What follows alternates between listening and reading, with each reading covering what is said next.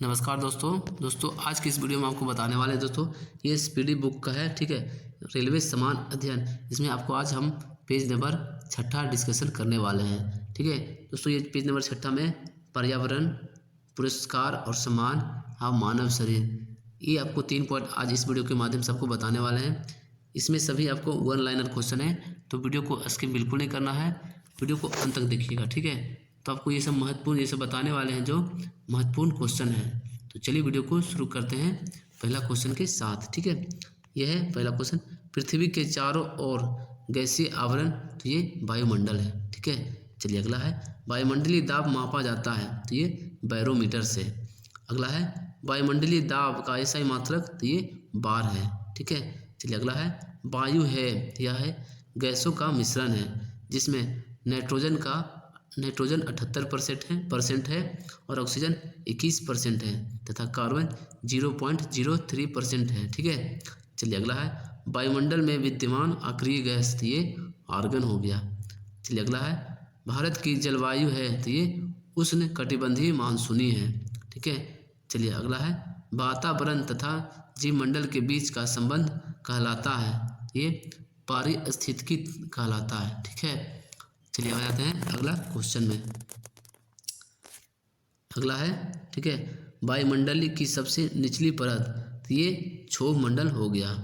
चलिए अगला है, वायुमंडल की सबसे ऊपरी परत, तो ये बहिर्मंडल है। ठीक है, अगला है, क्षोभ मंडल की मोटाई में वृद्धि, तो ये ग्रीष्म ऋतु में क्षोभ मंडल की जो मोटाई वृद्धि होती है ग्रीष्म ऋतु में होती है।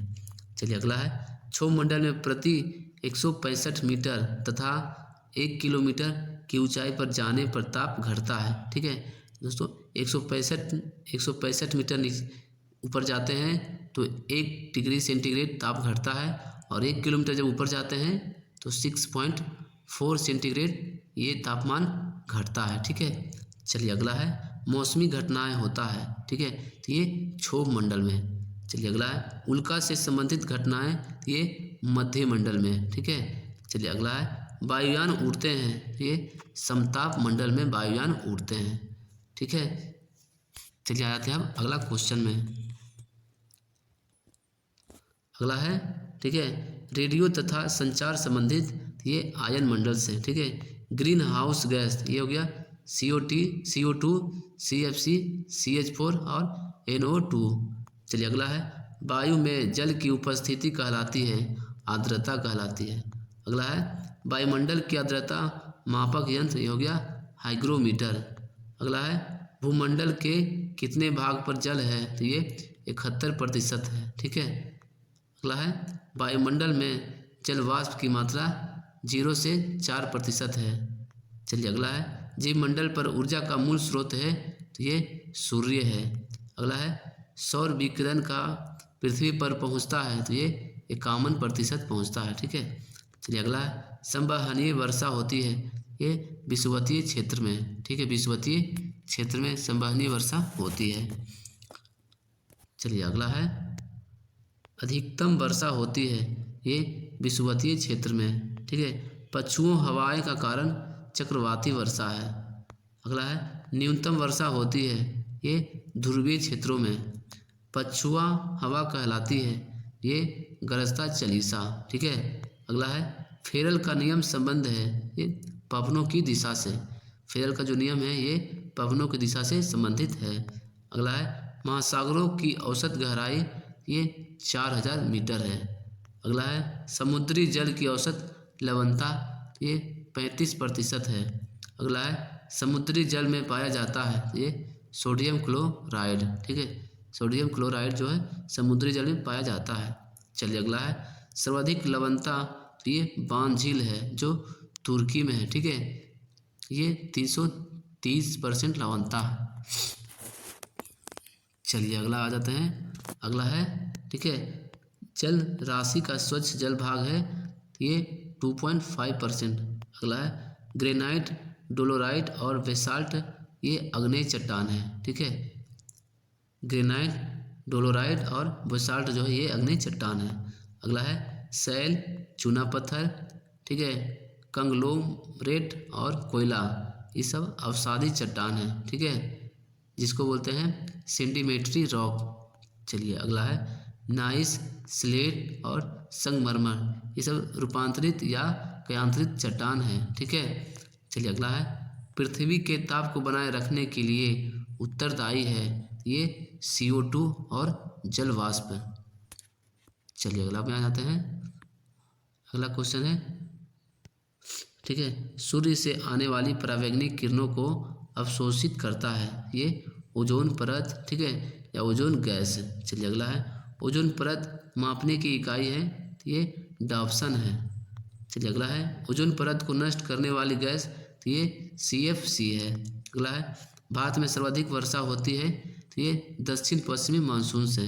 ठीक है, अगला है मानसून सबसे पहले आता है, तो ये केरल राज्य में आता है।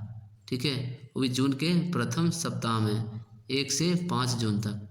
ठीक है, चलिए आ जाते हैं अगला में जाड़े के दिनों में वर्षा होती है, तो ये तमिलनाडु में जाड़े के समय वर्षा होती है, ये लौटती मानसून से। ठीक है, चलिए दोस्तों अभी हम आपको जो इस वीडियो के माध्यम से अभी बताएं दोस्तों, ये था अभी पर्यावरण। ठीक है, अभी हम बताएं आपको पर्यावरण।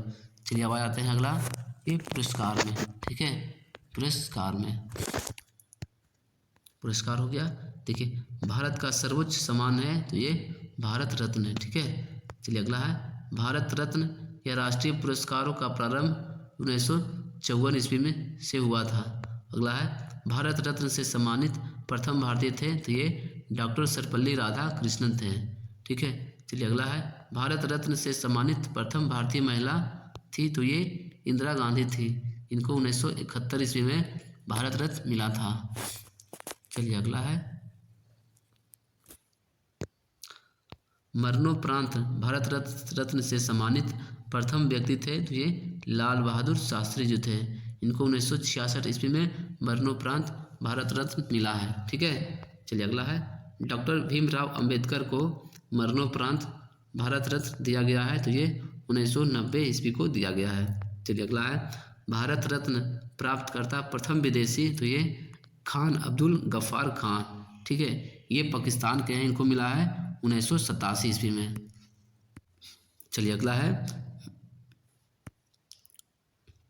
मदर टेरेसा को भारत रत्न दिया गया है, तो ये 1980 ईस्वी में मदर टेरेसा को भारत रत्न दिया गया है। चलिए अगला है बुकर पुरस्कार की शुरुआत हुई थी 1969 ईस्वी में। बुकर पुरस्कार जीतने वाली प्रथम भारतीय महिला ये अरुंधति रॉय। ठीक है, अरुंधति रॉय जो 1997 ईस्वी में बुकर पुरस्कार मिला है। ठीक है, चलिए अगला है, ठीक है, अगला है बुकर पुरस्कार संबंधित है, तो ये साहित्य लेखन से। ठीक है, बुकर पुरस्कार जो संबंधित है ये साहित्य लेखन से। अगला है मैग्सेसे पुरस्कार दिया जाता है, ये फिलीपींस के राष्ट्रपति रेमन मैग्सेसे के नाम पर दिया जाता है, ये 1958 से शुरू हुआ है। ठीक है, अगला है एशिया का नोबेल कहलाता है, तो ये मैग्सेसे पुरस्कार कहलाता है एशिया का नोबेल। ठीक है, चलिए अगला है रमन मैग्सेसे पुरस्कार से सम्मानित प्रथम व्यक्ति, तो ये आचार्य विनोबा भावे। ठीक है, आचार्य विनोबा भावे हैं, इनको रमन मैग्सेसे पुरस्कार से सम्मानित प्रथम व्यक्ति हैं, इनको मिला है 1958 ईस्वी में। चलिए अगला है रमन मैग्सेसे पुरस्कार पाने वाली प्रथम भारतीय महिला, तो ये किरण बेदी। ठीक है, इनको मिला 1994 ईस्वी में। चलिए अगला है भारत का सर्वोच्च वैज्ञानिक पुरस्कार, तो ये भटनागर है, भटनागर पुरस्कार है जो भारत का सर्वोच्च वैज्ञानिक पुरस्कार है। ठीक है, नॉर्मन बोरलॉग थे, तो ये अमेरिका के थे। ठीक है, चलिए अगला क्वेश्चन आ जाता है। अगला क्वेश्चन है बोरलॉग पुरस्कार की शुरुआत की गई थी, तो ये 1973 ईस्वी से की गई थी। ठीक है, अगला है बोरलॉग पुरस्कार प्रदान करता है, तो ये फर्टिलाइजर कंपनी कोरोमंडल इंटरनेशनल। ठीक है, चलिए अगला है बोरलॉग पुरस्कार कृषि के क्षेत्र में दिया जाता है। ठीक है, तो बोरलॉग पुरस्कार से सम्मानित प्रथम भारतीय महिला ये डॉक्टर अमृता पटेल। ठीक है, डॉक्टर अमृता पटेल को बोरलॉग पुरस्कार से सम्मानित हुए थे। ठीक है, अमृता पटेल। चलिए अगला है भारत संगीत के क्षेत्र का सर्वोच्च पुरस्कार है, तो ये ग्रैमी पुरस्कार है। अगला है ग्रैमी पुरस्कार की शुरुआत हुई थी 1958 ईस्वी में, ठीक है। तो ग्रैमी पुरस्कार पाने वाली प्रथम भारतीय ये पंडित रविशंकर थे, ठीक है, पंडित रविशंकर। चलिए अगला क्वेश्चन है ज्ञानपीठ पुरस्कार, ठीक है, इसकी शुरुआत हुई थी 1965 ईस्वी में। तो ज्ञानपीठ पुरस्कार की स्थापना की थी ये शांति प्रसाद जैन ने, शांति प्रसाद जैन ने ये ज्ञानपीठ पुरस्कार की स्थापना की थी। चलिए अगला क्वेश्चन है, ठीक है, ज्ञानपीठ पुरस्कार से सम्मानित प्रथम व्यक्ति तो जी शंकर कुरूप जिनको 1965 ईस्वी में इनको ज्ञानपीठ पुरस्कार मिला था। चलिए अगला है भारत में ज्ञानपीठ पुरस्कार पाने वाली प्रथम महिला थी तो ये आशापूर्ण देवी, ठीक है, आशापूर्ण देवी, इनको मिला था 1976 ईस्वी में ये ज्ञानपीठ पुरस्कार, ठीक है। चलिए अगला है हिंदी का पहला ज्ञानपीठ पुरस्कार ये सुमित्रा नंद पंत को, ठीक है, चिदम्बरम हेतु 1968 ईस्वी में मिला था। अगला है कलिंग पुरस्कार की स्थापना बिजू पटनायक ने किया था, ठीक है, बिजू पटनायक ने किया था। कलिंग पुरस्कार जो दिया जाता है यो यूनेस्को के द्वारा दिया जाता है। इसकी शुरुआत हुई थी 1952 ईस्वी में। चलिए अगला है मिस यूनिवर्स प्रतियोगिता की शुरुआत तो 1952 ईस्वी में हुई थी। अब मिस वर्ल्ड प्रतियोगिता की शुरुआत तो 1951 ईस्वी में हुई थी। चलिए आ जाते हैं अगला क्वेश्चन में। अब अगला है मिस वर्ल्ड तथा मिस यूनिवर्स खिताब पाने वाली प्रथम भारतीय महिला तो दोस्तों मिस वर्ल्ड, ठीक है, तो ये रीता फारिया हो गई। रीता फारिया जो मिस वर्ल्ड हो गई 1966 ईस्वी में इनको मिला था, ठीक है। खिताब अपने नाम क्या था, ये है मिस यूनिवर्स का खिताब सुष्मिता सेन ने अपने नाम किया था 1994 ईस्वी में, ठीक है। मिस यूनिवर्स का खिताब सुष्मिता सेन ने 1994 ईस्वी में जीता था मिस यूनिवर्स का खिताब। चलिए अगला है तानसेन सम्मान, ठीक है, तानसेन सम्मान है जो इस शास्त्रीय संगीत के क्षेत्र में, ठीक है, क्षेत्र से है और तानसेन सम्मान का प्रारंभ करने वाला राज्य है तो ये मध्य प्रदेश राज्य, ये 1980 से शुरू हुआ है, ठीक है। अगला है पद्मश्री प्राप्त करने वाले प्रथम अभिनेत्री तो ये नरगिस दत्त, ठीक है, 1958 ईस्वी में इनको पद्मश्री प्राप्त हुआ था। चलिए अगला है व्यास सम्मान की शुरुआत हुई थी 1991 में, ठीक है, 1991 में। तो ये प्रदाता है, ये प्रदान कौन करता है व्यास सम्मान, ठीक है, तो ये के बिरला फाउंडेशन करता है, ठीक है, के बिरला फाउंडेशन करता है। चलिए अगला है व्यास सम्मान, ठीक है, व्यास सम्मान से सम्मानित प्रथम व्यक्ति तो ये डॉक्टर रामविलास शर्मा। चलिए दोस्तों ये हम अब आपको बताएं अभी पुरस्कार और, ठीक है, पुरस्कार और सम्मान, ठीक है। तो चलिए अब चलते हैं अगला है ये है मानव शरीर, ठीक है, मानव शरीर का ये पहला पॉइंट है, ठीक है। मानव खोपड़ी में हड्डी होती है तो ये 8 हड्डी होती है, ठीक है, मानव के शरीर में 8 हड्डी होती है। चलिए अगला है मनुष्य का हृदय धड़कता है ये 72 बार प्रति मिनट, ठीक है, 1 मिनट में 72 बार धड़कता है। अगला है स्वस्थ मनुष्य के श्वसन दर होता है ये 16 से 18 बार, ठीक है। चलिए अगला है मस्तिष्क का वजन तो ये 1350 से लेकर 1400 ग्राम तक होता है, ठीक है, मस्तिष्क का वजन। चलिए अगला है सबसे बड़ी हड्डी तो ये फीमर की हड्डी जो जांघ में होता है। अगला है सबसे छोटी हड्डी तो ये स्टेपिज है जो मध्य कर्ण में होता है, ठीक है। सबसे मजबूत हड्डी तो ये जबड़े की हड्डी है जो सबसे मजबूत हड्डी होता है। चलिए अगला क्वेश्चन है, ठीक है, शरीर का सबसे कठोर तत्व तो ये एनामील है, शरीर का सबसे कठोर तत्व एनामील है।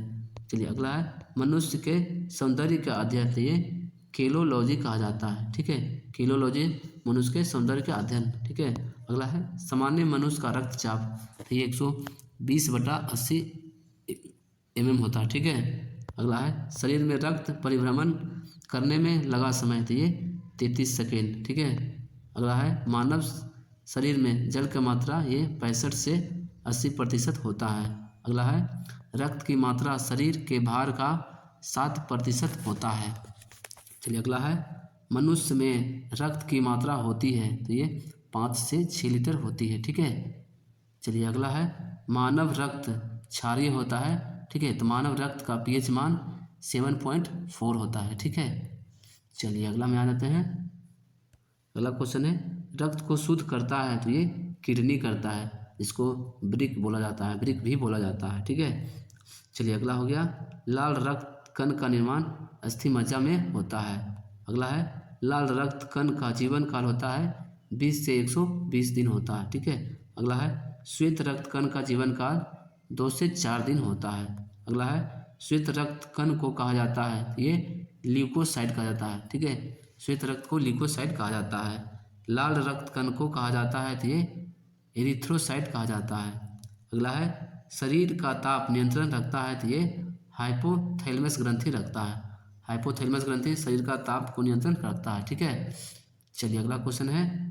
अगला है सर्वदाता रक्त समूह, इसको जिसको बोलते हैं यूनिवर्सल डोनर तो हो गया ओ। ठीक है, सर्वग्राही रक्त समूह जिसको बोलते हैं यूनिवर्सल रिसेप्टर। ठीक है, ये हो गया ए बी। ठीक है, सभी को देने वाला हो गया ओ और सभी से लेने वाला हो गया ए बी।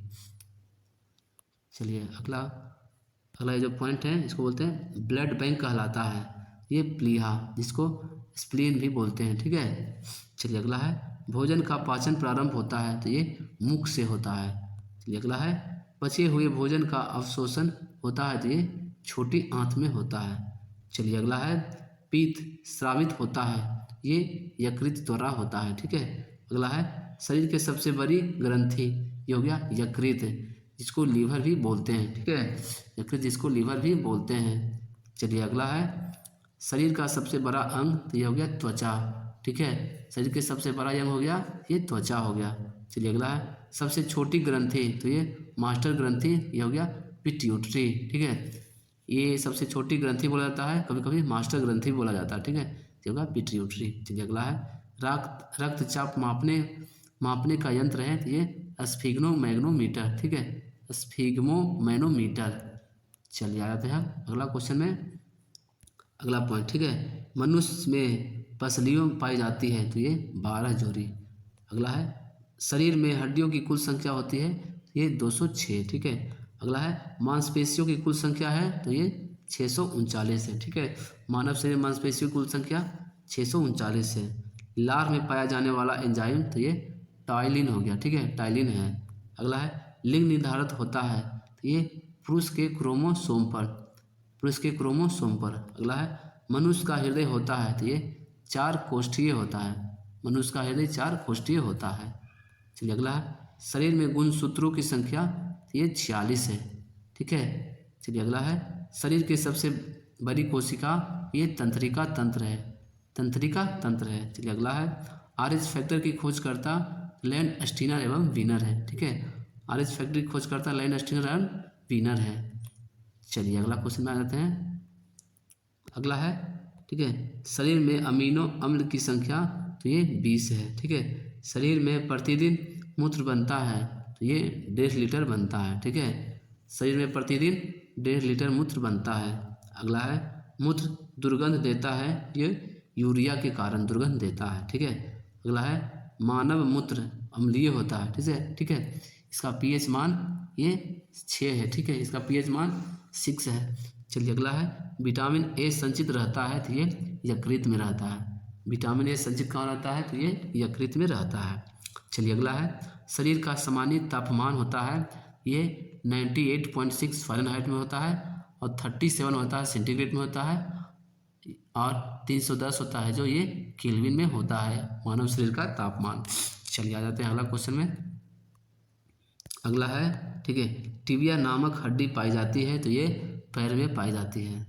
चलिए अगला है शरीर में ऊतकों का निर्माण होता है तो ये प्रोटीन से होता है। ठीक है, अगला है मस्तिष्क का बड़ा भाग तो ये परम मस्तिष्क कहते हैं, जिसको सेरेब्रम भी बोलते हैं। ठीक है, अगला है दांतों और हड्डियों की संरचना के लिए आवश्यक तत्व है तो ये कैल्शियम और फास्फोरस है। ठीक है, दांत और हड्डियों के लिए संरचना के लिए आवश्यक तत्व है कैल्शियम और फास्फोरस। ठीक है, तो दोस्तों आज हमने स्पीडी बुक से आपको आज 3 टॉपिक इस वीडियो के माध्यम से आपको हम आज बताए हैं, डिस्कशन किए हैं। ठीक है, पहला था पर्यावरण, दूसरा था पुरस्कार और सम्मान, तीसरा था मानव शरीर। तो आपको वीडियो दोस्तों ये सब कैसा लगा, इसमें आपको कौन सा सबसे बढ़िया टॉपिक लगा, ठीक है, तो आप हमें कमेंट करके बताइए, ठीक है, कमेंट करके ज़रूर बताइए।